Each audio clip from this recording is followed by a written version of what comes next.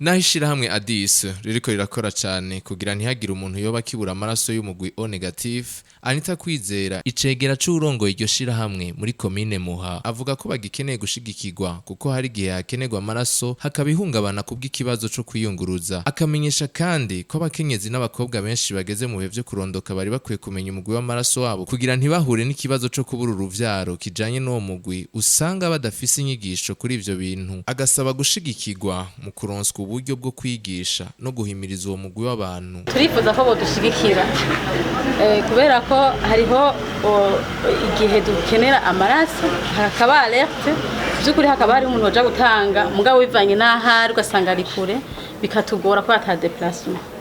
Hariho ikindi dushaka gukora kandi twarabitanguye kubikora kwigisha inyigisho bigashika kure kugira ngo abantu bamenye umugwi w'amaraso wabo. Umugwi w'amaraso wabo umuntu atazi umugwi w'amaraso hariho byinshi asanga ku mugore cyane cyane. Umukenyezi mu bisanzwe umukobwa ageze mu bihe byo kurondoka hategeza kumenya umugwi w'amaraso mugabo abenshi ntavyo bamenya kuko izo nyigisho zidashitse kure. Rero kugira zishike kure dutegeza kuronka uburyo kugira ngo twigishe bigere kure.